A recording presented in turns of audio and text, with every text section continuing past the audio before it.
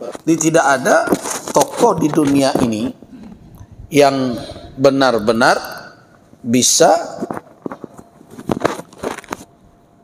kita katakan ya, kalau dibandingkan dengan Rasul sallallahu alaihi wasallam yang memiliki catatan tentang perkataan, perbuatan, karakter, kepribadian, fisik beliau selengkap Rasulullah sallallahu alaihi wasallam. Boleh dicari. Siapa tokoh terhebat yang disanjung-sanjung orang? Ada enggak yang dinukilkan perkataannya sebanyak Nabi? Ada enggak tokoh yang dinukilkan karakternya di dalam berbagai keadaan, sikap beliau dalam berbagai peristiwa seperti Rasul? Tidak ada. Itu sudah menjadi mukjizat sebenarnya. Sehingga umat hari ini bisa menemukan petunjuk dalam seluruh aspek kehidupan. Oh, kalau mau berbicara tentang ekonomi, beliau memiliki arahan-arahan, petunjuk-petunjuk, kebijakan-kebijakan dalam masalah ekonomi. Sebagai pemimpin yang mengelola kehidupan bernegara, beliau punya arahan, petunjuk-petunjuk yang beliau praktekkan dalam kehidupan beliau dan dinukilkan lengkap.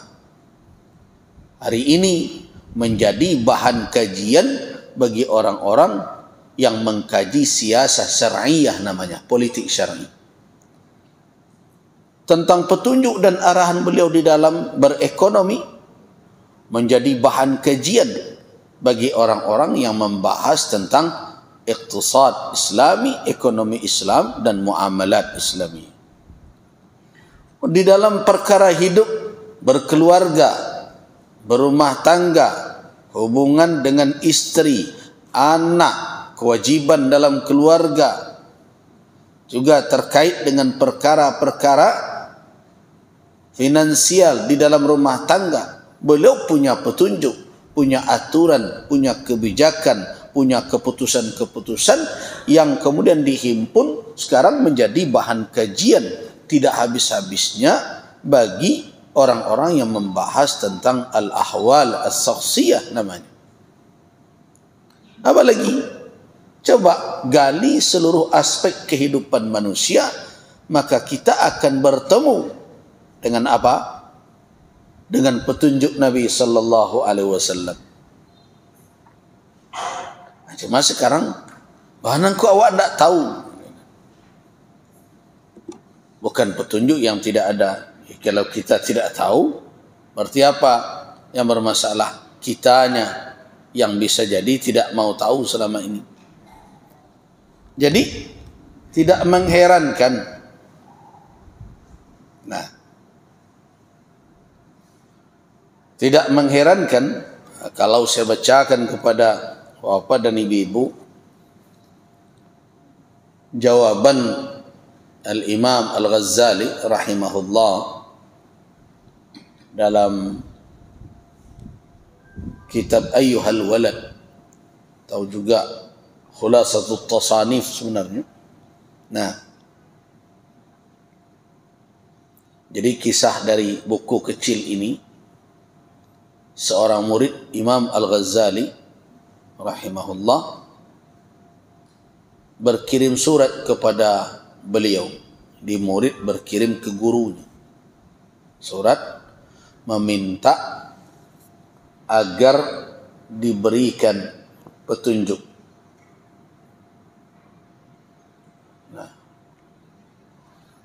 ini setelah dia buka, alhamdulillah, dan seterusnya, nawahidan min at-talabah al-mutaqaddimin. Ini ada salah seorang dari murid yang terkemuka yang senantiasa melayani Hujjatul Islam Al-Ghazali rahimahullah, sibuk terus menuntut ilmu, membaca ilmu, sampai perkara-perkara mendetail pun telah dia kuasai. Kemudian dia merenung pada suatu hari tentang dirinya. Nah, dan yang terlintas di dalam kalbunya. Akhirnya dia berkata, "Inni qara'tu anwa'an minal ulum." Saya telah membaca berbagai macam ilmu. Wa sarraftu, dan telah aku habiskan masa muda umurku ala ta'allumiha wa jam'iha, untuk mempelajarinya dan menghimpun ilmu-ilmu tersebut. Nah, sekarang wal an yanbaghi, sekarang apa yang sepatutnya saya lakukan, yaitu mengetahui mana macam ilmu yang benar-benar akan menjadi teman kesendirian saya di kubur kelak. Berbagai ilmu telah dikaji, telah dibahas, telah didalami, telah dia himpun. Apa yang perlu lagi? Mana yang akan menemani saya di kubur dari ilmu yang banyak itu? Dan mana yang tidak perlu, yang tidak akan bermanfaat sehingga mesti saya tinggalkan? Karena Rasulullah sallallahu alaihi wasallam mengajarkan agar kita berselindung dari ilmu yang tidak bermanfaat. Nah, inilah yang muncul di dalam pikiran murid tadi. Ini kisahnya. Ini terkait dengan apa? Petunjuk Nabi dalam segala hal. Fastamarrat lahu hadhihi al-fikrah hatta kataba ila hadrati Syekh Hujjatul Islam Muhammad Al-Ghazali rahimahullah istifta'an. Akhirnya dia tulis surat minta fatwa kepada guru. Nah, di dalam itu apa yang diminta? Minta nasihat dan doa kepada gurunya. Dia tanyakan beberapa masalah dan dia berharap ada nasihat dan doa untuknya. Kemudian dia tutup suratnya itu dengan kalimat, wa in kana musannafatus syekh kal ihya wa ghairihi tastamilu ala jawabi masaili. Meskipun sebenarnya bisa jadi karangan-karangan guru seperti Ihya dan lain-lain itu telah mengandung, mencakup jawaban atas pertanyaan saya. Namun yang saya maksud bukan itu, wahai Syekh. Yang saya maksud adalah agar engkau menuliskan kepada saya beberapa lembar saja. Jadi jawaban ringkas. Takunu ma'i, yang akan bersama saya muddata hayati, selama hidupku. Akan aku bawa buku kecil itu, lembaran beberapa helai itu. Nah, dan akan saya amalkan sepanjang umur saya insyaallah taala. Jadi itu jarang ya mencari murid yang begitu sekarang. Sudah begitu banyak ilmu yang dia dapat, dia mau kesimpulannya. Konang kabo pakai, kalau kecil orang Minang, nang dipakai duit, nang ditumpang mati. Nah, itu yang dimintakan oleh murid ini kepada gurunya. Tunjuan lambo kesimpulan kaji, wahai guru, nang kamu pakai ketika hidup, nang kamu tumpang ketika mati. Nah, akhirnya saya ingin jelaskan jawaban dari Al-Ghazali rahimahullah. Ya'lam ayyuhal walad, ketahuilah wahai anak, wal muhibbul aziz, dan yang mencintai dan yang mulia. Jadi begitu Imam Al-Ghazali menghormati murid. Atalallahu baqa'aka bi ta'atihi, Semoga Allah memanjangkan keberadaan engkau di dunia ini dengan ketaatan kepadanya. Wa sallaka bika sabila ahibbaihi, dan menuntun engkau berjalan di jalan para kekasihnya. Nah, itu pengantar. Kemudian bagaimana Al-Ghazali menjawab? Anna manshuran nasihati yuktabu min ma'dinir risalati alaihi salatu wassalam. Sesungguhnya nasihat yang bertebaran, yang tertulis, yang disebarkan itu ditulis dari mana sumbernya? Sumbernya adalah dari ma'dinir risalah alaihi salatu wassalam. Ma'din ini maknanya adalah barang tambang. Jadi berasal dari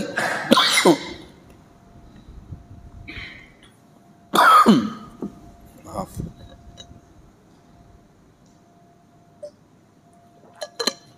Nasihat-nasihat yang ditulis oleh orang itu berasal dari mana?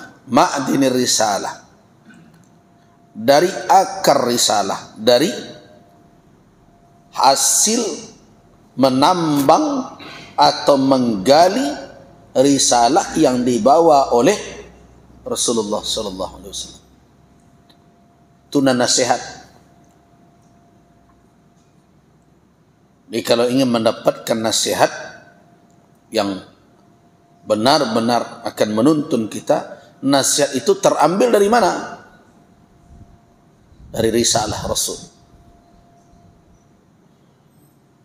Makanya saya heran dengan umat Islam yang mudah terpesona dengan kata-kata bijak dari berbagai, walaupun itu hikmah, tetapi dia mengabaikan nasihat Rasulnya. Nah, itu yang aneh.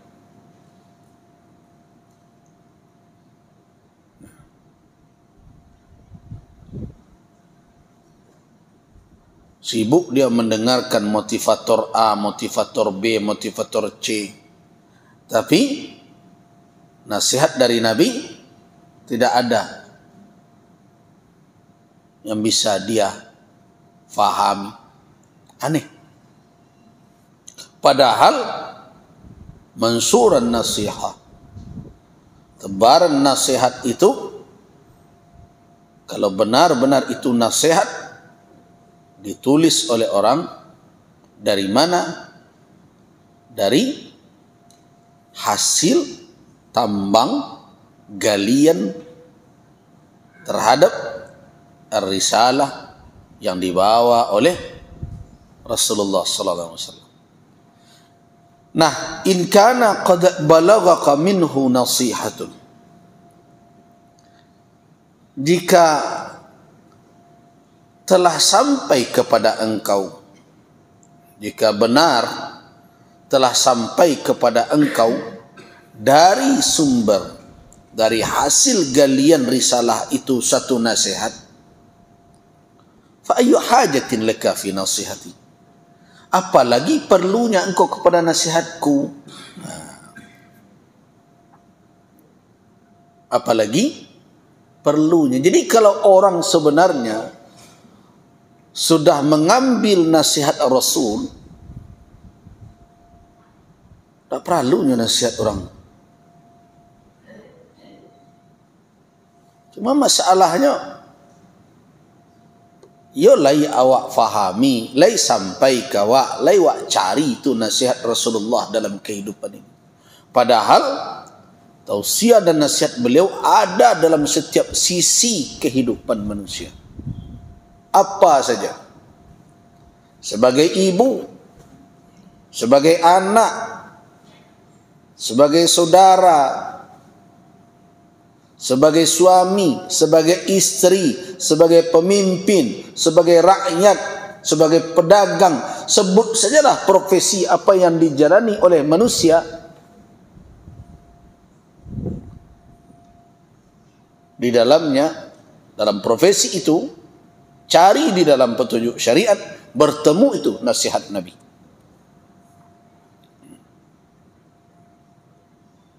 Nah, wa illam tablugka, jadi kalau kata Imam Al-Ghazali, kalau sudah sampai nasihat Nabi itu kepada engkau, engkau tidak perlu sebenarnya kepada nasihatku. Wa illam tablugka, tapi kalau tidak sampai nasihat Nabi kepada engkau, faqulli, maka katakan kepadaku, madza hassalta fi hadhihi sininil madiyah, apa yang engkau peroleh selama bertahun-tahun telah berlalu bersamaku itu? Apa yang kau dapat? Kau kalau tanya mereka, diarahkan ke jemaah gini, paniang menjawabnya mau. Lawarala muak mengaji yo, anda dapat kira-kira, antara yo ya. Al-Ghazali bertanya begitu. Kalau engkau sudah mendapat nasihat Nabi, sebenarnya engkau tidak butuh nasihatku lagi. Kalau engkau tidak mendapatkannya atau tidak sampai kepada engkau, tu kama saya selama itu, tapi lain duduk aja mau. Madza hassalta, apa yang kau peroleh fi hadhihi sininil madiyah, dalam tahun-tahun berlalu ini. Nah, jadi itu pertanyaan yang mendasar.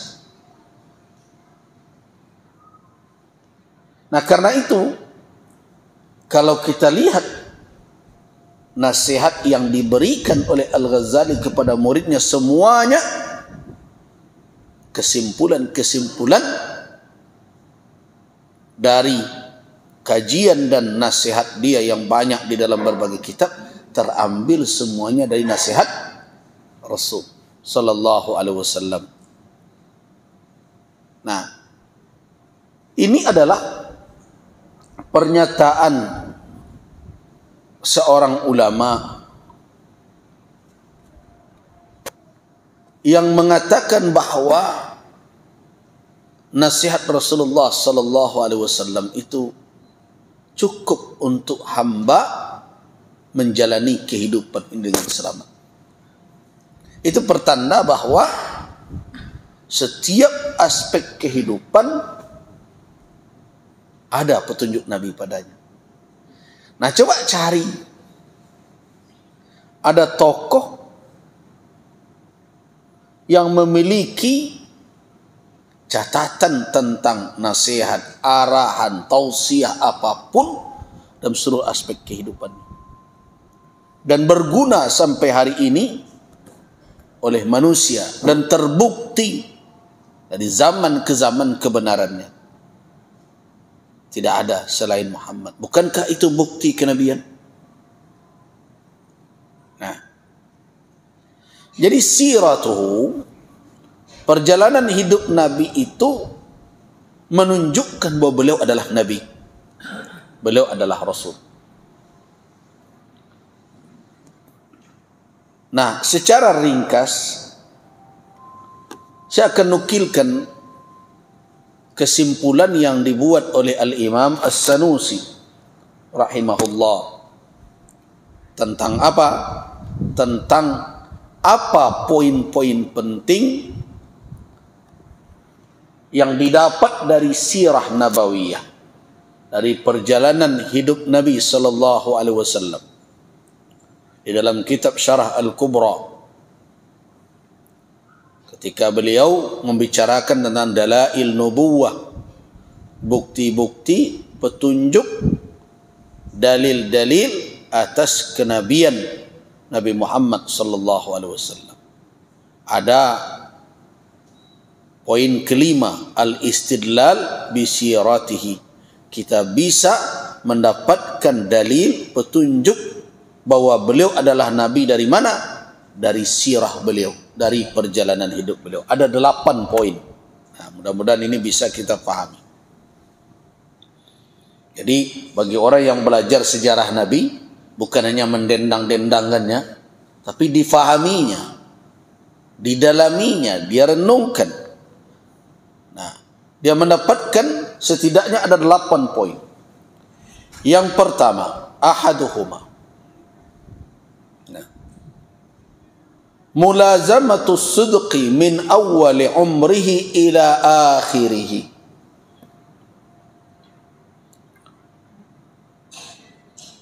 Fa inna ahadan ma sami'a minhu kidbatan qattun wa qad i'tarafa lahu a'da'uhu bidzalika wa aidan law sadara minhu al-kadhib walau marra fi umrihi lanabadhahu a'da'uhu bidzalik.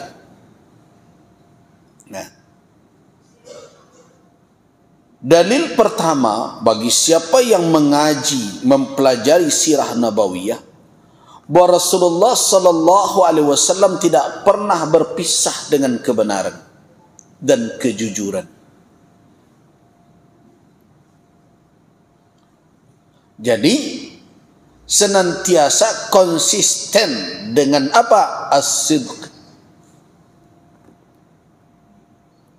Dalam setiap keadaan.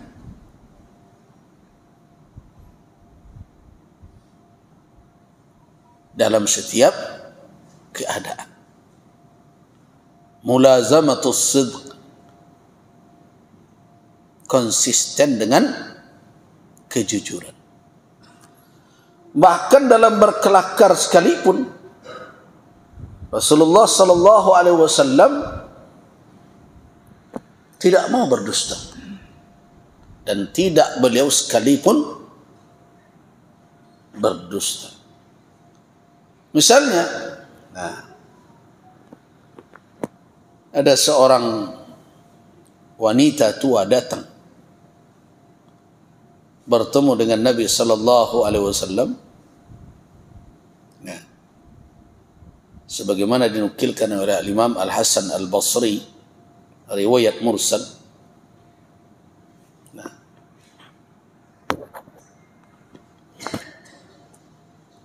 Wanita tua ini berkata kepada Rasul sallallahu alaihi wasallam, "Ya Rasulullah, ud'u li an yudkhilani Allahu jannah." Rasulullah, berdoalah untukku agar Allah memasukkanku ke dalam surga. Ini kata ibu-ibu. Kebetulan ibu-ibu yang datang itu bukan mama-mama muda, tapi ibu-ibu yang sudah tua. Apa jawaban Nabi? Qala ya umma fulan, wahai ibu sianu. Ya, biasanya orang Arab jadi kebiasaannya memakai kunyah, memanggil kalau anaknya yang tua itu, misalnya ya Abdurrahman, ya umma Abdurrahman. Nah, itu kunyah namanya. Di Arab itu terkenal ada kunyah, panggilan yang biasanya memakai nama anaknya, seperti Rasulullah dipanggil Abul Qasim. Ada laqab, gelar, seperti Abu Bakar ada gelarnya As-Siddiq. Kemudian ada seperti Khalid ibn al-Walid, ada gelarnya Saifullah. Nah, itu gelar. Dan ada nama, ada 3 nama, seperti Umar. Umar itu nama, Umar bin Al-Khattab. Gelar dia Al-Faruq. Kunyah dia Abul Hafs. Apa si Hafsah? Hafsah istri Nabi Ummul Mukminin radhiyallahu anha. Itu. Jadi kata Nabi, ya umma fulan, wahai ibu fulan, innal jannata la yadkhuluha ajuzun. Sesungguhnya surga itu tidak dimasuki oleh orang tua. Mendengar itu fawallatil ajuz, ibu tadi berpaling meninggalkan Nabi, tabki, menangis saja. Batu, tak kamu suruh go kecilnya, nilai gaib. Kata Nabi, orang tua tidak akan masuk surga. Ini tidak ada orang tua masuk surga. Nah, melihat ibu itu pergi, ada yang mengatakan Nabi ketika itu berkelakar sebenarnya, tapi tidak bohong. Apa kata Rasul? Faqala, kepada sahabat yang lain, akhbiruha, beritahu kepada ibu tadi, annaha la tadkhuluha wa hiya ajuz, sesungguhnya dia tidak masuk surga dengan kondisi tua seperti itu. Fa inna Allah Ta'ala yaqul, sesungguhnya Allah Ta'ala berfirman, inna ansha'nahunna insya'a, sesungguhnya kami jadikan mereka kembali dalam rupa tertentu, faj'alnahunna abkara, kami jadikan mereka, yang wanita-wanita itu kembali menjadi anak gadis. Jadi jangan cameh lah ibu-ibu, tak perlu pakai skincare benar. Nanti ketika masuk surga akan muda cantik kembali. Kau panik dia meragang-ragang di dunia, kan diragang.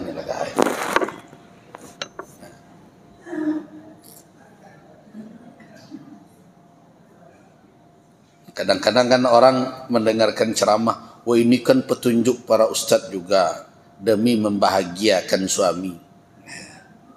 Alasan tu pakai kemana-mana ketika ditanya, baralah mau di rumah jadi luar rumah, ya banyak di luar rumah, pai suami wak ndak tu sianu pecelian. Kadang-kadang orang mencoba mencari-cari alibi namanya, untuk mendapatkan justifikasi. Nah, itu contohnya. Nabi SAW tidak pernah berbohong. Walaupun terlihat beliau sedang bercanda sekalipun. Nah, itu adalah yang terbaca dari sirah beliau. Dari perjalanan hidup Nabi SAW, beliau konsisten dalam kejujuran. Tidak ada seorang pun pernah mendengarkan dari beliau itu kidbah, walau sekalipun kebohongan.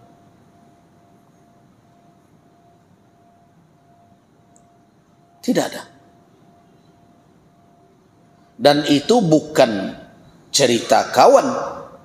Wa qad i'tarafa lahu a'da'uhu bidzalik. Itu pengakuan musuh-musuh beliau. Saya sudah sampaikan pengakuan Abu Sufyan. Abu Sufyan panglima Quraisy di hadapan Heraklius, Azim Rum, Kaisar Romawi. Nah, seandainya ada kedustaan dari Nabi, tentu sudah menjadi pintu bagi musuh-musuh beliau untuk mengingkari kerasulannya. Ternyata tidak. Kalau adalah Nabi itu berbohong, wah, dapat peluang itu, dapat jalan kaum musyrikin untuk merendahkan beliau. Ternyata tidak ada, walau sekalipun beliau tidak pernah berdusta.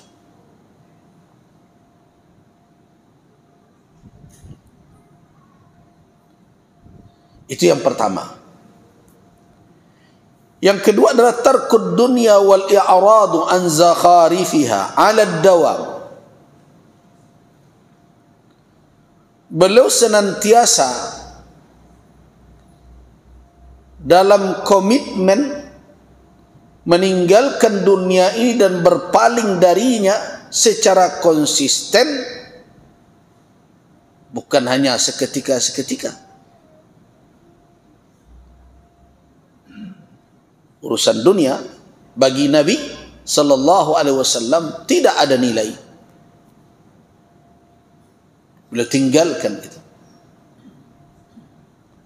Beliau berpaling darinya, bukan hanya di waktu tertentu, tapi ala dawam, secara terus menerus, dan itu tidak bisa dilakukan oleh manusia melainkan dia Nabi dan Rasul. Banyak orang hari ini mengaku tidak butuh dunia, tapi kan ketika belum berhadapan dengannya, kalaulah tiba dunia itu di muka awak, ni sama je orang nan ribut sebelum mendapat. Kalau lu mendapat tak tanggung dah. Tapi kalaulah tibanya di hadapan, lupa.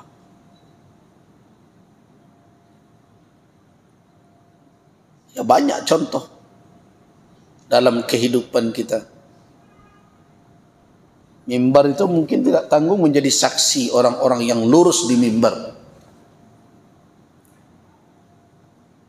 Tapi ketika dia berhadapan dengan tantangan duniawi, kelurusannya tadi menjadi bengkok-bengkok. Ketika berteriak di jalan, di meja seminar, nah, demi ini, demi rakyat, demi bangsa, demi negara, demi agama, takbir, Allahu Akbar, betul. Ketika dihadapkan dengan kekuasaan, dengan jabatan, orang yang dahulu mati-matian membela agama malah menjadi musuh agama. Kita lihat sekarang, baru dapat jabatan itu. Nah, Nabi sallallahu alaihi wasallam memang tidak pernah tergoda sama sekali. Jangan dikatakan dunia tidak menghampir kepada beliau. Siapa yang tidak kenal dengan Khadijah? Di zaman itu, di Makkah, saudagar terkaya, wanita yang diharapkan oleh banyak orang dijadikan sebagai istri,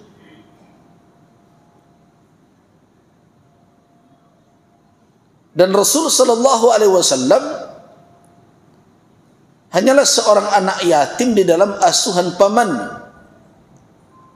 Yatim ketika masih di alam rahim, terlahir ke dunia hanya beberapa tahun dengan ibunda, kemudian jatuh ke dalam asuhan kakek, dan tiba di tangan paman yang miskin yang tidak berkecukupan, sehingga untuk membantu paman beliau Abu Talib, beliau bekerja mengembalakan ternak orang-orang Makkah, dan setelah mulai dewasa, remaja, beliau mencoba menambah pekerjaan beliau untuk meringankan keluarga pamannya, berdagang dengan membawa modal dari Khadijah.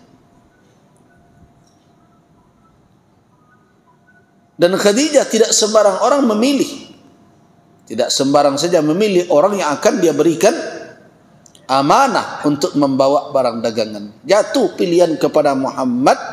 Karena apa? Ya tentu yang paling mendasar adalah karena kejujuran, amanah. Dan berikutnya apa? tidak tamak. Tidak tamak.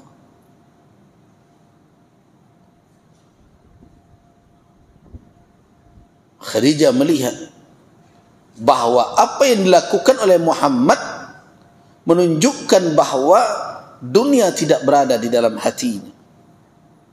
Makanya ketika Nabi SAW cemas di awal bertemu dengan Jibril alaihissalam, Khadijah menyelimutinya, yakinkan Khadijah, la yukhzilakallah, Allah tidak akan menghinakan engkau Muhammad. Kenapa? Bukankah engkau selama ini yang meringankan beban orang yang susah, melapangkan orang yang kesulitan, kesempitan, menyambungkan silaturahim.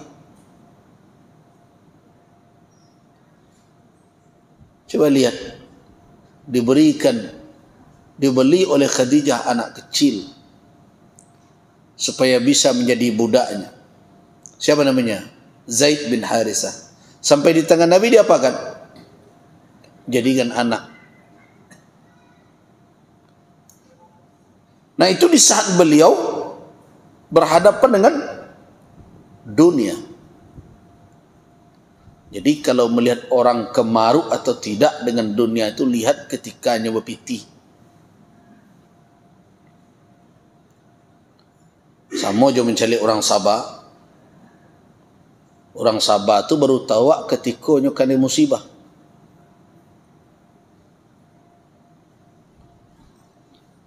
Kalau sedang tak kena musibah, Sabah kau murah membacanya.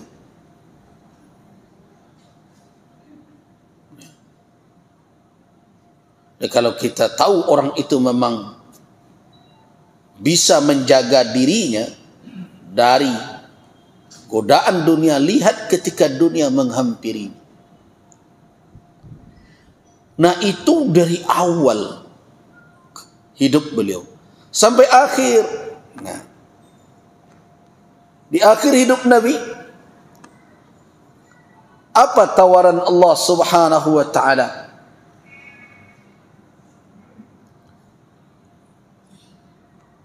Allah Subhanahu wa taala menawarkan kepada Nabi sallallahu alaihi wasallam tentang apa? Pilihan antara apa? Antara kehidupan dunia dengan segala zahar, dengan segala kemegahannya, kemewahannya. Nah,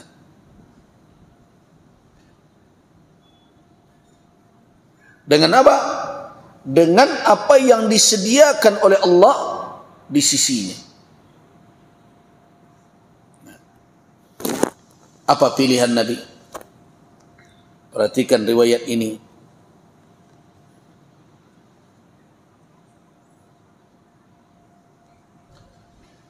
Di dalam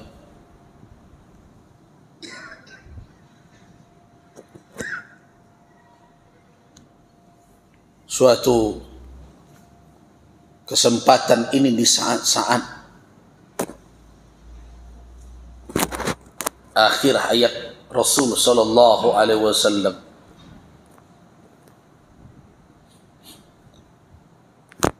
Nabi sallallahu alaihi wasallam di dalam khutbah beliau mengatakan, anna 'abdan, sesungguhnya seorang hamba, khayyarahu rabbuhu, 'abdan khayyarahu rabbuhu, diberikan pilihan oleh Tuhan, khayyarahullah, antara apa? Baina zahratid dunya, antara kemegahan duniawi, wa baina ma indahu, dan apa yang ada di sisi Allah. Ada dua pilihan. Kira-kira kalau pilihan ini dihadapkan kepada kita yang ada di masjid ini, mana kau pilih?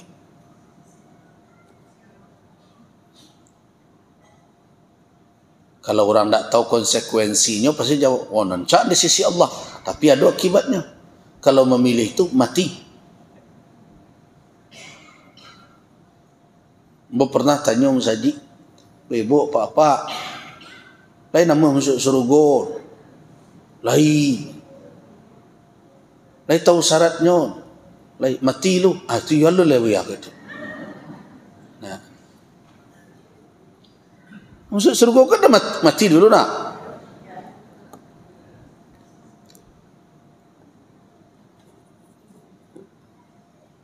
Ya mati dahulu. Nah, kalau Nabi diberi pilihan, hamba diberi pilihan, khayyarahullahu, diberi pilihan oleh Allah, baina ayyu'tiyahu zahratad dunya, antara dia diberikan kemegahan duniawi, bahkan dalam riwayat lain wal khulda fiha, dan menetap di dunia sampai hari kiamat. Dan pilihan yang kedua adalah ma inda rabbih, apa yang ada di sisi Tuhannya. Nah, tahukah Nabi konsekuensi dari pilihan ini? Kalau beliau pilih dunia, umur beliau panjang. Kalau beliau pilih apa di sisi Allah, berarti tibalah ajal datang. Sia kira-kira kini kau. Pek surga tapi mati lu. Karena itu syarat. Nah, apa kata Rasul? Hamba itu fakhtara ma inda rabbih. Hamba itu memilih apa yang ada di sisi Tuhannya. Tidak dia pilih kemegahan duniawi. Kan bisa saja Nabi meminta, saya ingin kekayaan melebihi kekayaan Sulaiman. Saya ingin kekuasaan melebihi kekuasaan Sulaiman. Tetapi bukan itu yang dipilih oleh Rasul. Ikhtara ma inda rabbih. Ia pilih yang ada di sisi Tuhannya. Berarti beliau memilih kematian dan bertemu dengan Allah, mendapatkan janji yang dijanjikan oleh Allah di sisi.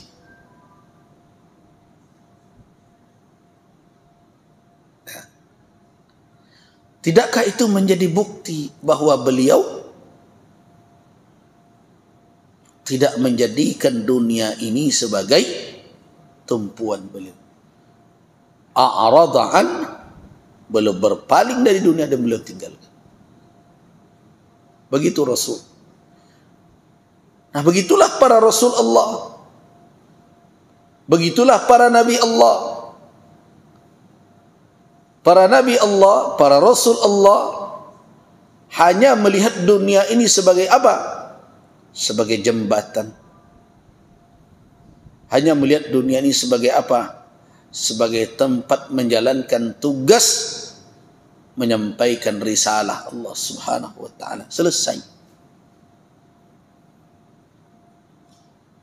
Nah, itu adalah bukti kedua di dalam sejarah Nabi sallallahu alaihi wasallam. Bahkan ketika orang Quraisy aradu alaihi al-mala waz-zawjata war-ri'asata litarki hadhihi ad-da'wa falam yaltafit ilaiha. Bahkan orang-orang Quraisy menawarkan dunia kepada Nabi. Ini cerita yang masyhur di dalam sejarah Nabi. Tokoh-tokoh Quraisy datang kepada Abu Talib, berkata, ya Abu Talib, apa yang dicari oleh anak saudara engkau itu?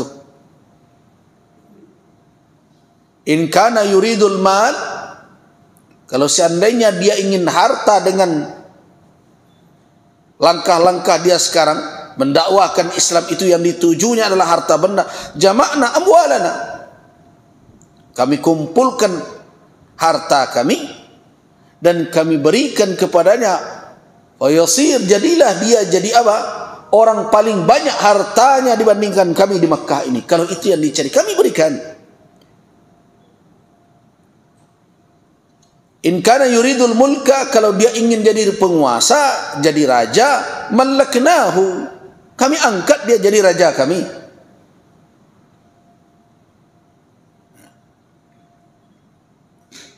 Bahkan ada riwayat yang menawarkan kalau dia ingin wanita,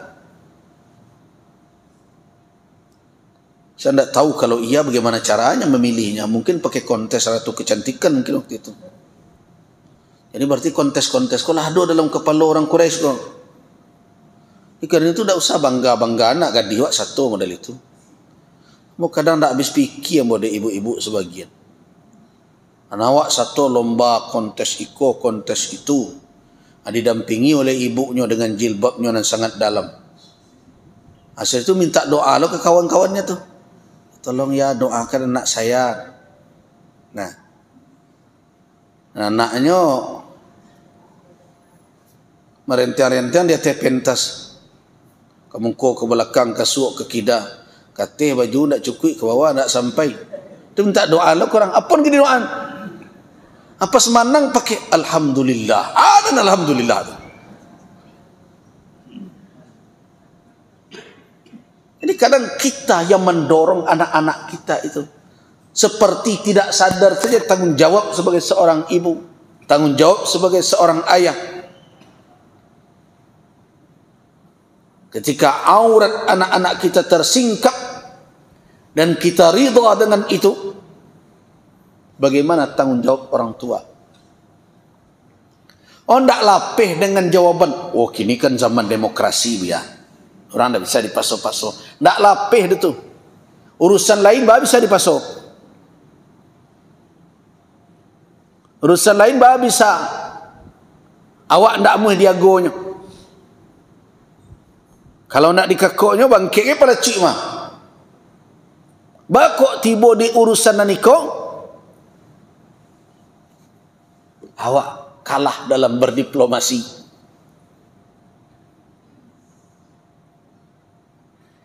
Urusan salat beko ke beko, urusan kursus kalau tidak baik ancam tidak belanja.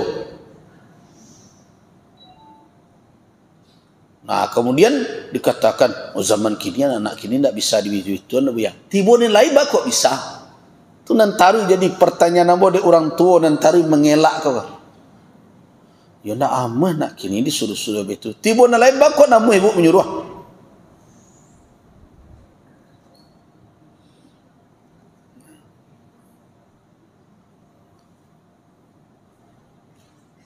Tiba tak pandai bahasa Inggris dikursuskan. Tiba tak pandai mengaji, guru di salat.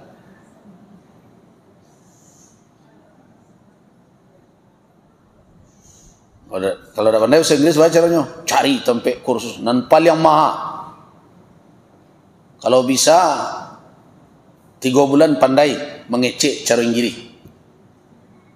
Nah. Tiba ngaji tak pandai? Nah, guru ngaji kini ni. Panik menyaran soalnya. Padahal bayinya sebulan mulai 1,000. Lah menunggak lah 3 bulan tu. Macam ku ba'ala tanggung jawab orang tua hari ini. Bentuk tak ke diminta pertanggungjawaban oleh Allah. Padahal diingatkan oleh Nabi, kullukum ra'in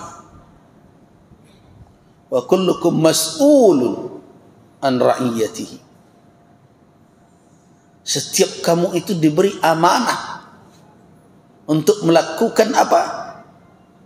Riayah, pemeliharaan, pengayoman, dan setiap kamu akan diminta nanti pertanggungjawaban.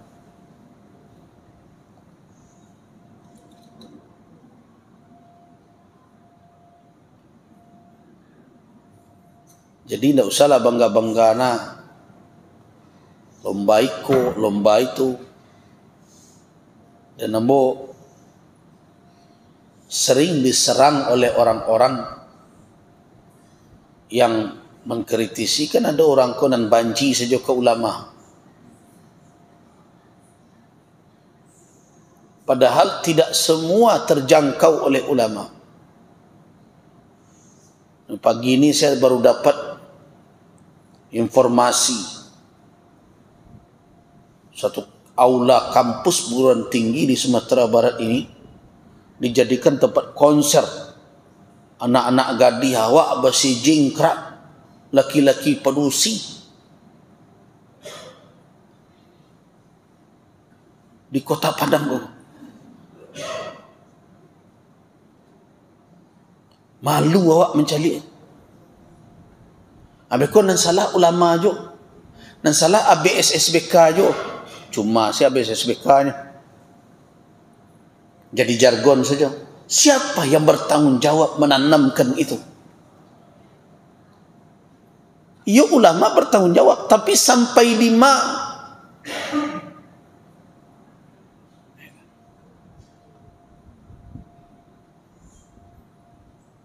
Ini tanggung jawab kita bersama, Bapak dan Ibu. Demi keselamatan generasi kita yang akan datang. Kalau lewat takut ya Allah. Nah, kembali kita kepada perkara dunia tadi. Ditawarkan oleh Quraisy harta. Ditawarkan oleh Quraisy pasangan. Kalau perlu yang tercantik dipilihkan siapa yang dia suka. Jabatan. Nah, di sini keluar maqula masyhurah, pernyataan Nabi yang masyhur. La wada'u syamsa fi yamini, seandainya mereka bisa meletakkan matahari di tangan kananku wal qamara, dan bulan di tangan kiriku, tetapi konsekuensinya saya harus meninggalkan dakwah ini, lan af'al, tidak akan lakukan. Tidak akan aku lakukan. Saya akan terus walaupun saya harus binasa atau berhasil dalam menjalankan ini. Itulah dunia yang ditolak oleh Nabi. Jadi beliau konsisten dalam berhadapan dengan dunia. Bukan anggak geleng amua. Kau dawa anggak geleng, dah usah lapak. Tangan kanan dah usah, tangan kiri.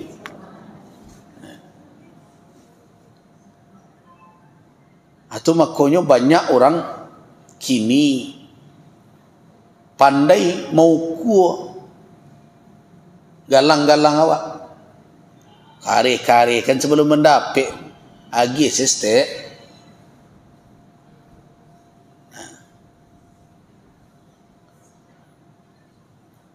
Dan itu saya alami, Bapak dan Ibu.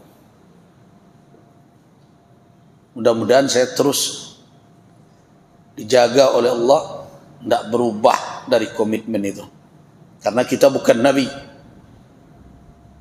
Ketika dahulu kita pimpin masyarakat Sumatera Barat menolak rumah sakit Siloam, saya pernah ditawarkan jadi komisaris bergaji 20 juta sebulan. Yalah buya, ndak usahlah kare-kare wana, kuarombak sajo, wah jadikan modeliko. Beko buya yang mengawasi, buya komisarisnya salah satu.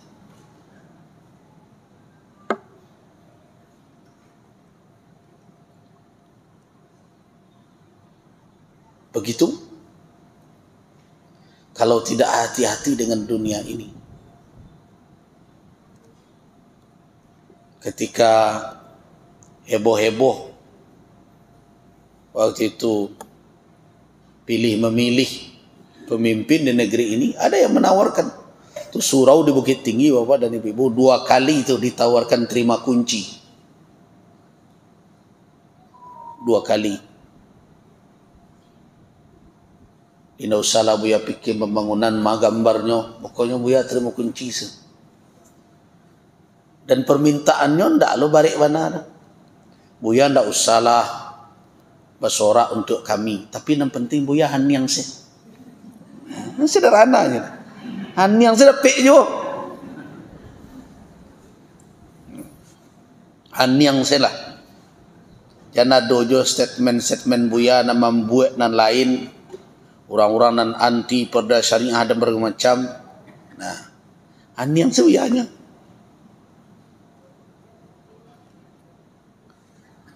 Dan tidak ada manusia yang terlindung dari itu kecuali maksum, Nabi dan Rasul.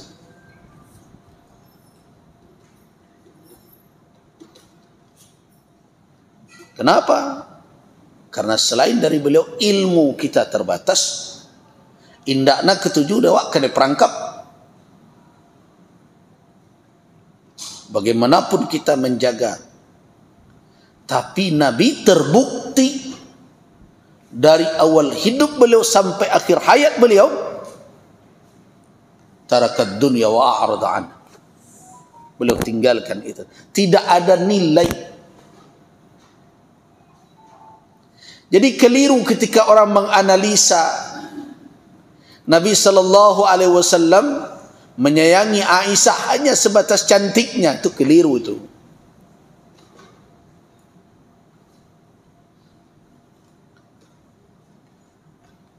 Tapi kan Aisyah itu cantik katanya. Iya. Tapi bukan itu pertimbangan utama Nabi.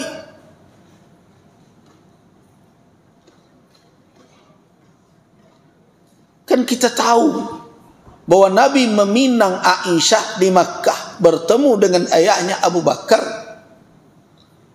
Tidak ada cerita bahwa Aisyah cantik yang menjadi alasan. Tapi ini adalah apa? Pilihan Allah, Jibril alaihissalam. Nah, kalau ada yang mengatakan, kenapa Nabi SAW memperlakukan Aisyah seperti lebih memiliki tempat di hati beliau, dan ketika ditanya, siapakah laki-laki yang paling engkau sayangi, wanita yang paling engkau sayangi, ya Aisyah, ya Rasulullah, Aisyah. Yang laki-laki siapa? Bapaknya Abu Bakar. Apakah itu karena dunia? Sejarah membuktikan bahwa keberadaan Ummul Mukminin Aisyah menjadi penyambung pesan-pesan beliau di kemudian hari. Kecerdasannya, kejernihan pikirannya. Bahkan Ummul Mukminin Aisyah bisa dikatakan adalah guru para sahabat, tempat merujuk para sahabat.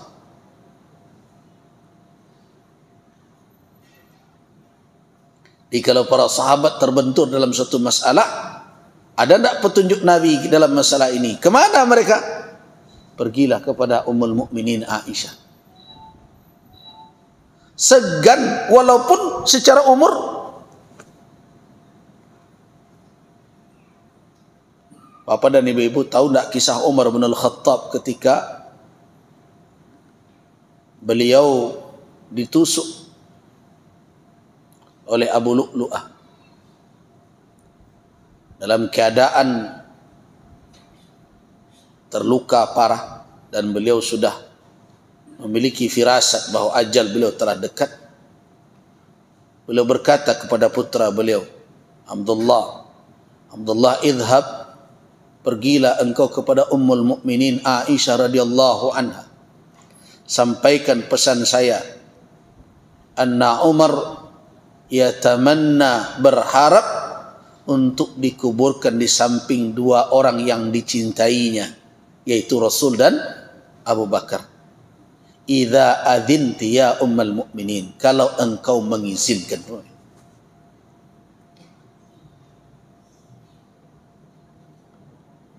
Ya, kalau umur Aisyah Ummul Mukminin ketika itu belum lagi 30 tahun. Nah, ketika pesan itu dibawa kepada Ummul Mukminin, apa jawaban Ummul Mukminin Aisyah? Tamannaituha li nafsi. Sebenarnya saya berharap itu tempat berbaringku kelak. Tempat beliau berkubur di sana. Tapi kalau Umar menginginkannya, silahkan. Bayangkan muda, tetapi matang dalam berfikir. Sampai sebegitunya. Memang hak dia. Dan dia berkeinginan untuk nanti dikuburkan. Siapa tidak ingin dikuburkan di samping suaminya dan ayahnya? Tamanna itu ahli nafsi. Saya berharap itu untuk saya. Tapi kalau Umar menginginkannya, silahkan, aku izinkan. Balik Abdullah kembali kepada Umar. Abshir ya abtah, ya bergembiralah engkau. Qad adinat laka ummul mu'minin. Ummul mu'minin mengizinkan untuk engkau berkubur di sana. Tapi apa kata Umar? In muttu, kalau saya telah meninggal. Ini kan masih hidup tuh. Masih hidup ketika itu. Kalau saya telah meninggal, minta kembali izin. Kok harus minta izin balik? Saya khawatir akhsha. Saya khawatir selagi saya masih hidup, mungkin dia menenggang perasaan saya atau segan terhadap saya. Karena saya Amirul Mukminin. Karena saya seorang presiden, ya. Kalau sekarang, kalau saya telah meninggal, tentu saya bukan siapa-siapa lagi. Mana tahu karena segan tadi kalau meninggal dicabut izinnya. Saya tidak ingin berbaring di atas tanah yang tidak diridai oleh pemiliknya. Warana tuh 1x2 meternya, 2 kali minta izin.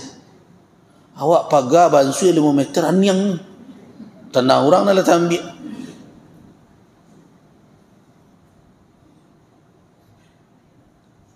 Itulah Umar. Dan disitulah kita melihat Aisyah ummul mukminin, kedewasaannya, sikapnya.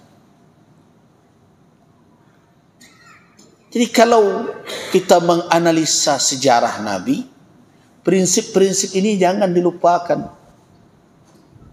Orang-orang liberal, orang-orang sekuler, orang-orang orientalis, merekalah yang menganalisa Nabi itu dengan menyingkirkan hal yang seperti ini. Nah, makanya muncul kesimpulan karena tertarik, karena cantiknya, karena ini. Padahal kita tahu lebih dari itu, beliau telah tinggalkan dunia ini. Beliau telah berpaling darinya. Itulah bukti kenabian. Jadi berhati-hati ketika kita mendengarkan analisa sejarah dari orang-orang yang tidak meyakini hal ini. Itu makanya dimasukkan orang dalam aspek akidah. Jadi kalau kita mengkaji sejarah Nabi, jangan lupakan hal ini. Begitu teori kita umat Islam. Karena kita telah akui beliau sebagai Rasulullah. Oh, kata orang Barat itu tidak objektif namanya. Apakah mereka objektif? Jadi banyak para sarjana kita malu pula dikatakan ketika menganalisa sejarah Nabi tidak bisa melepaskan dari aspek keimanan. Wah, itu subjektivitasnya tinggi. Kemudian kita tanyakan, memangnya mereka itu subjektivitasnya tidak tinggi? Mereka menggali sejarah Nabi untuk apa? Untuk mencarikan, ini niat awalnya para orientalis itu, mencari titik lemah dari umat Islam untuk mereka serang. Dan tidak heran kita kalau kadang mereka berbohong dalam menceritakan. Nah, korbannya salah satu adalah Minangkabau, Padri. Dia adu domba antara ulama dengan kaum adat. Makanya saya sering katakan, saya tidak percaya perang Padri itu adalah peperangan antara kaum ulama dengan kaum adat. Yang saya percaya adalah itu perang yang terjadi akibat pertikaian dalam perkara amar ma'ruf nahi mungkar. Jadi siapa yang berkelahi adalah orang-orang yang tidak ingin negerinya dirusak dengan kemaksiatan, dengan para cukong yang mendapatkan cuan. Istilah sekarang cuan itu. yang mendapatkan keuntungan dan laba dari bisnis-bisnis yang merusak akhlak, moral. Jadi itu nama parang di ulama dulu. Cuma masyarakat banyak yang tidak tahu dimanfaatkan.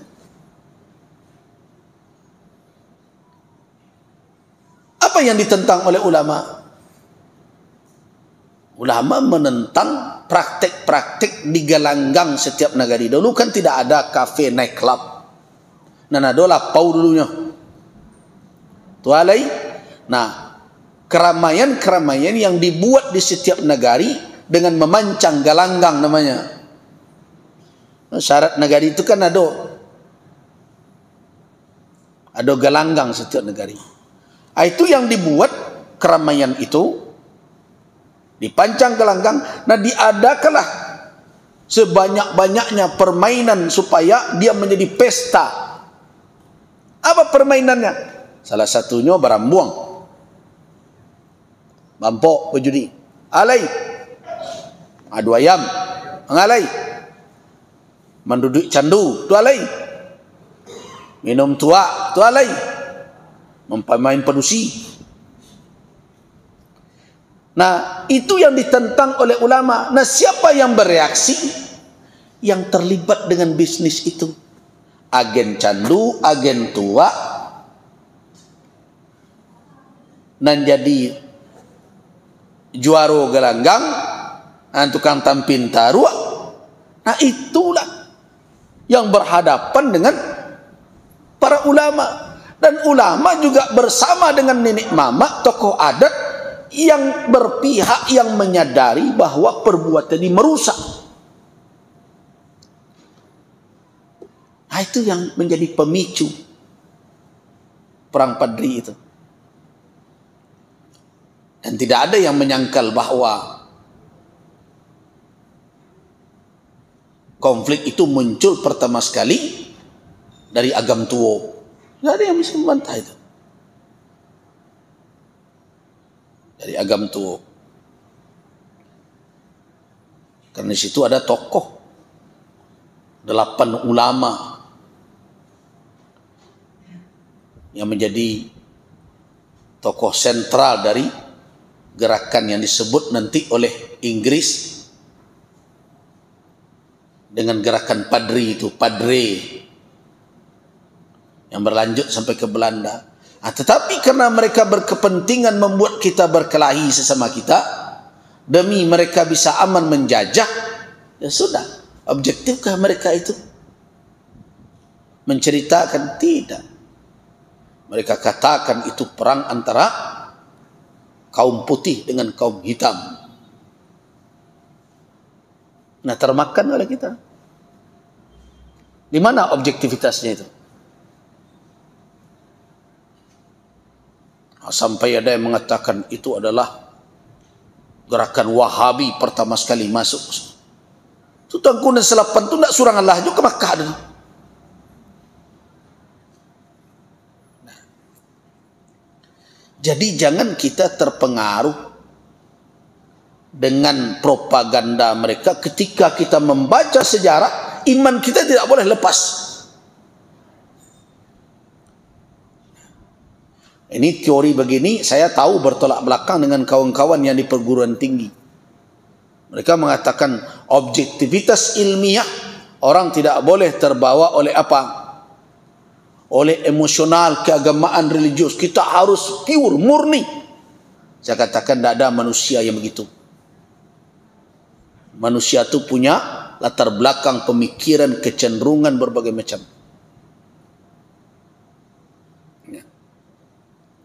Karena itu dia akan terpengaruh pola pikirnya, kecenderungannya dengan apa yang telah dia miliki sebelumnya.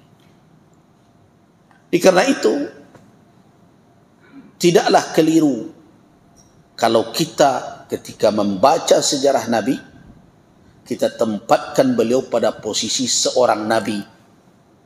Tidak bisa membaca sejarah Nabi sama aja membaca sejarah presiden.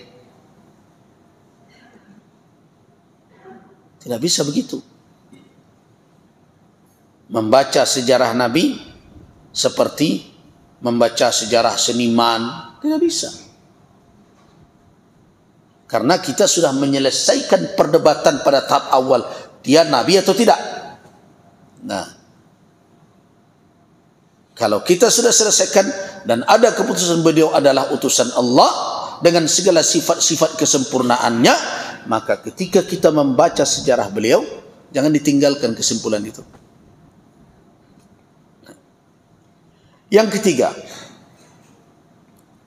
dari sejarah Nabi kita mendapatkan dalil atas kenabian beliau. Kana fi a'zamid darajat fi sakhawah, dari sisi kepemurahan beliau, kepedulian beliau kepada umat, tidak ada yang bisa menandingi.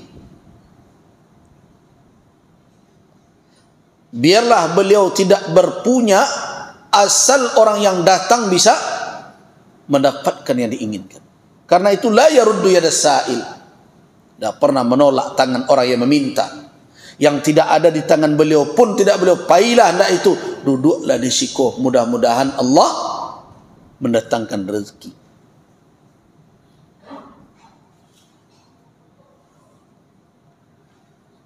Nah, karena itu Allah Subhanahu wa taala memperingatkan beliau, sampai Allah peringatkan, jangan terlalu engkau berlebihan, wala tabsutha kullal basti, kan ada wala taj'al yadaka maghlulatan fi unuqik, jangan engkau jadikan tangan engkau tersandang, terbelenggu di punggung engkau.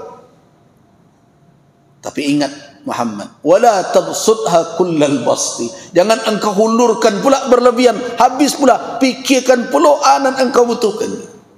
Sampai Allah Subhanahu wa taala mengingatkan nabinya, kepemurahan engkau itu jangan sampai engkau lepaskan pula semuanya. Begitu sakhawah, kedermawanan Rasul sallallahu alaihi wasallam. Masih ingat kisah 3 dinar ketika beliau sedang sakit, yang terlalai Aisyah Ummul Mukminin memberikannya karena sibuk mengurus beliau. Tidakkah cukup apa yang beliau katakan, nahnu ma'asyiral anbiya, kami para nabi, la yuras, tidak diwarisi, la nuras, kami tidak diwarisi, kullu ma tarakna, seluruh yang kami tinggalkan adalah sedekah. Itulah kedermawanan. Siapa yang bisa begitu? Orang yang penuh sempurna keyakinannya bahwa rezeki dijamin oleh Allah Subhanahu wa taala. Makanya ketika orang membaca kedermawanan orang sekarang, kemudian dihadapkan kepada kedermawanan Nabi. Nabi sallallahu alaihi wasallam bukanlah orang kaya, dan beliau malah bermohon kepada Allah tidak jadi orang kaya. Beliau meminta agar beliau hidup dalam berkecukupan. Bahkan beliau senang berada di tengah-tengah orang miskin. Tetapi sekaya-kaya orang sekarang ini, kira-kira pernah tidak berkorban sampai 100 ekor? Siku saja berkorban tu 3 bulan no, di WA-nya tersangkut status. Siku Nabi berapa? Ketika haji wada berapa hadi yang beliau bawa ke tanah haram? 100 naqa, 100 ekor onta. Seperti unta kini, cik unta tu kalau kini banding sama aja Mercy tu. Bayangkan kali 100. Nah, itu sakhawah, itu bukti. Yang termasuk juga asy-syaja'ah, keberanian. Tidak ada yang bisa menandingi keberanian Nabi. Tidak pernah sekalipun beliau surut apalagi lari dari medan tempur.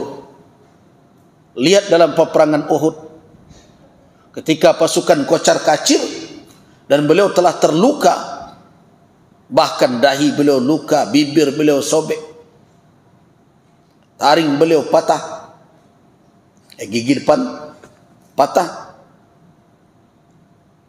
Orang sudah berteriak. Ibnu Quma'ah yang melempari Nabi dengan ketapel berkata, qataltu Muhammadan, aku telah membunuh Muhammad. Hilang semangat para sahabat sebagian, sampai ada yang melepaskan pedang. Untuk apa lagi? Di mana Rasul? Di saat sebagian dari mereka lari dari medan perang, Nabi tidak. Lihat ketika peperangan Hunain, di saat kaum muslimin merasa banyak, hati-hati ya, perang Hunain itu jadi pelajaran bagi kita. Makanya ada tokoh-tokoh hari ini yang tidak menginginkan kita membaca kisah peperangan Nabi, katanya menjadikan orang radikal dan teroris gitu. Dari mana pula hubungannya itu? Tidak nyambung sama sekali. Di dalam perjuangan Nabi itu banyak prinsip kehidupan dalam menghadapi situasi yang rumit. Kita dapat prinsip-prinsip itu dari peristiwa-peristiwa perjuangan Nabi itu. Contoh Hunain. Bapak dari Ibu tahu perang Hunain itu adalah perang setelah penaklukan kota Makkah. Makkah ditaklukkan tahun ke-8 Hijriah. Nah, kita tahu Makkah dengan Taif itu adalah dua kota yang penduduknya saling bersaing semenjak masa jahiliyah, rebut pengaruh di tengah jazirah Arab. Makkah dihuni oleh Quraisy dengan seluruh butun, dengan seluruh perutnya, sedangkan Taif dihuni oleh suku Hawazin dan suku Thaqif. Nah, ketika orang-orang Taif mengetahui Makkah jatuh ke tangan Rasul, orang Taif mendengar Makkah jatuh ke tangan Rasul, orang Taif mulai cemas. Kok giliran awak sudah ikut aku? Nah, karena itu sebelum didahului, lebih baik mendahului, gitu. Mungkin mereka dapat teori perang bertahan yang paling baik itulah menyerang, gitu. Akhirnya mereka himpun pasukan lebih awal, mereka serang Makkah. Mereka bawa para wanita dalam peperangan. Ketika diingat oleh Duraid, tokoh perang mereka, guno kalian bawa pedusi-pedusi koko. Ndak karingan kalian ini. Woi, kau untuk penghalang supaya lakinya jangan lari. Kalau lari bini tinggal. Kecek Duraid Ibn Summah, ndak kado ke gunung nyoko nanti malah akan jadi masalah. Tidak didangan. Bawa. Nah, Nabi SAW tahu orang Taif bergerak menyerang Makkah. Rasulullah menghimpun pasukan. Terdiri dari mana? Pasukan yang datang dari Madinah ditambah dengan orang-orang Makkah yang baru masuk Islam beberapa hari. Kan hitungan hari. Taruhlah sempurnanya penaklukan tanggal 17 Ramadan. Nabi berangkat meninggalkan Makkah 6 hari bulan Syawal. Kira-kira berapa hari setelah 17 Ramadan? Kalau seandainya 30 tambah 6 berapa? 30 kurang 17, 13. Tambah 6, 19 hari. Jadi orang baru imannya 20-an hari. Langsung berhadapan dengan jihad. Coba bayangkan.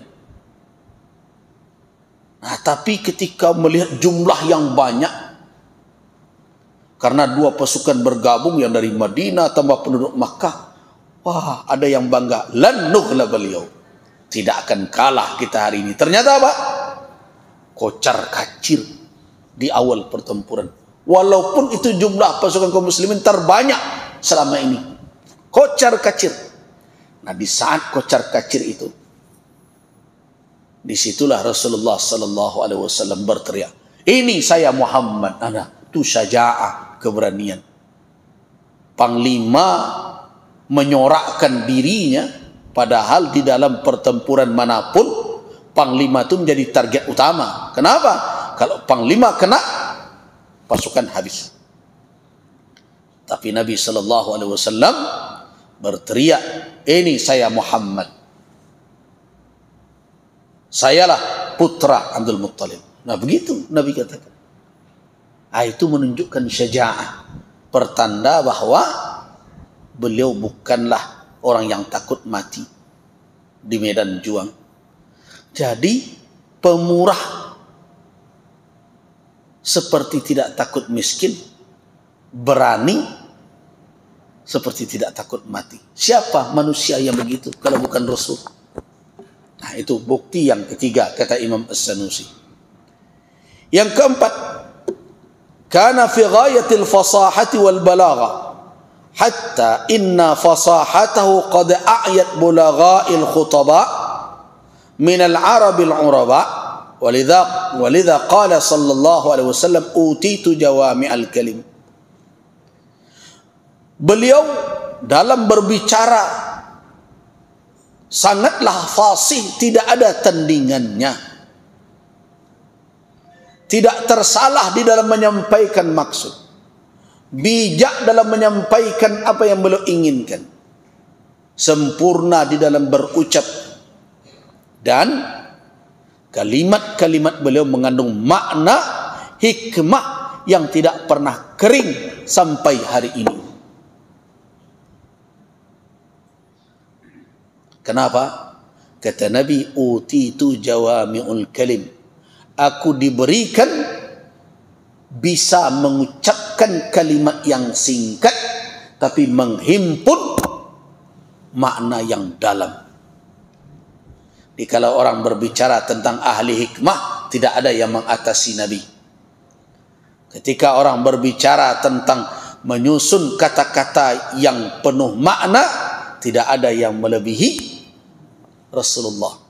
Dan itu diakui oleh para khutbah ahli pidato di zaman itu, yang dikatakan adalah puncak keemasan syair dan keindahan bahasa Arab di zaman itu. Kalau kini orang Arab sudah bercampur-campur bahasanya dengan bahasa lain. Sulit mencari kemurnian bahasa Arab hari ini, kecuali di perguruan tinggi, di lembaga-lembaga yang memang di situ dipelajari dan dipertahankan tradisi berbahasa Arab dengan benar. Kalau di tengah masyarakat, makanya menjadi cemoohan bagi sebagian orang, menjadi anekdot.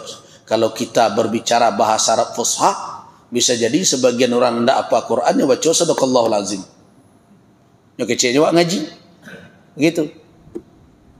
Jadi bahasa Arab mengalami pula banyak perubahan-perubahan. Tapi untungnya bahasa Arab ini terjaga bahasa yang standarnya dengan apa?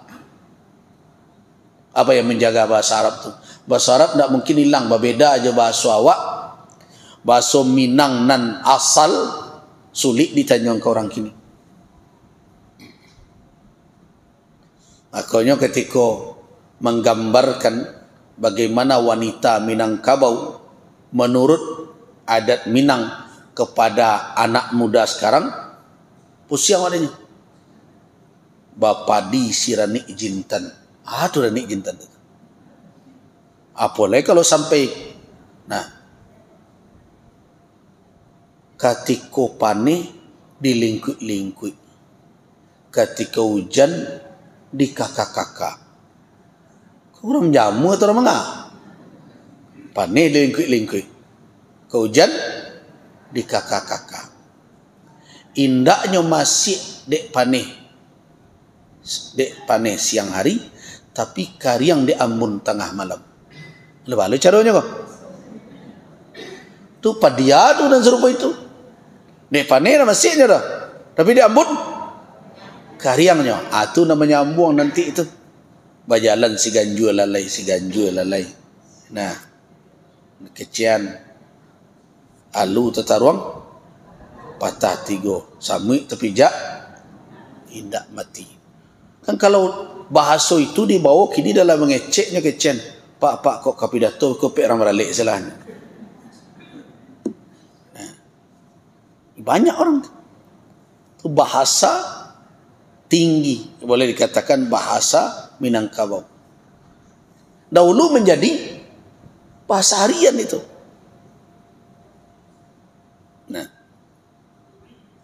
Nah, bahasa Arab beruntung. Di keunggulan bahasa Arab tidak akan hilang fushahnya, bahasa standarnya. Kenapa? Dijaga oleh kitab yang dijamin oleh Allah Subhanahu wa ta'ala. Jadi yang menjaga keaslian dan keutuhan bahasa Arab itu apa? Al-Quran dan sunnah Nabi. Al-Quran dan sunnah Nabi. Itu yang menjaga bahasa Arab.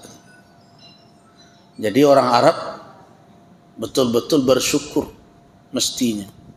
Bahasa mereka, walaupun kalau kita pergi, Bapak dan Ibu kalau pergi ke negara-negara Arab, menanyakan apa kabar saja, tidak seperti yang pelajari di pondok pesantren. Pondok pesantren katakan, kaifa haluk? Nah, ada enggak mendaki, kaif halak? Lain, halak kalau untuk laki-laki, halik. Untuk perempuan, kaif halik? Kalau produksi itu. Padahal sebenarnya, kaifa haluki? Ketika diucapkan, kaifa halik? Kaifa haluka? Kalau diucapkan, kaif halak? Nah itu kalau masih mendaki, ada orang Jawa. Alai, izayyak. Itu orang Mesir lah, ilun. Apollo dari mana dapatnya? Izayyak. Zayyak ente. Kenapa lagi? Tiba ke Lebanon, tiba ke Suria, lain bunyinya syuhalik. Tukar-tukar. Itulah yang disebut bahasa slang. Sedikit demi sedikit bahasa ini mengganggu atau setidaknya menggeser peran dari bahasa standar yang disebut bahasa fusha. Itu mah Arab beruntung. Apa beruntungnya? Bahasa mereka dijaga oleh wahyu Allah. Bukankah afdalul kalam Allah? Nah, kemudian dijaga oleh sunnah Nabi. Karena Nabi SAW ma'asum, la yantiqu anil hawa in huwa illa wahyu yuha. Bahasa Arab Nabi mengalahkan para ahli balaghah, ahli bahasa, para ahli pidato yang terhebat zaman itu diakui. Itu adalah Nabi. Kalau orang berbicara tertata, rapi, terarah, itu tandanya orang itu cerdas. Tapi kalau mengecek tidak teratur, itu tanda antenenya rendah. Ini sebenarnya kalau cari pemimpin, darinya mengecek sajalah tahu waksianya. Ada ungkapan dalam bahasa Arab, al-insanu mukhtabi'un tahta lisanihi wa idza takallama zahara. Al-insan, manusia, mukhtabi', bersembunyi di bawah lidahnya. Kalau lah mengecek, tampaklah sianan sebenarnya. Nah, apa maknanya itu? Dia akan menunjukkan kapasitasnya ketika dia berbicara. Nah, itu yang keempat. Sampai barunya selapan. Allah tolong.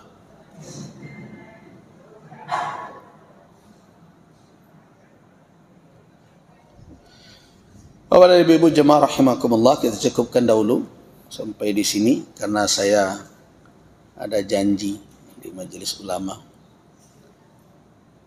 Baru 4 poin kesimpulan dari Al-Imam As-Sanusi dalam kitab Syarah Al-Kubra tentang apa dalil-dalil yang menunjukkan nubuwah dan risalah, kenabian dan kerasulan Muhammad sallallahu alaihi wasallam yang diambil dari mana? Dari siratihi, dari perjalanan hidup beliau. Imam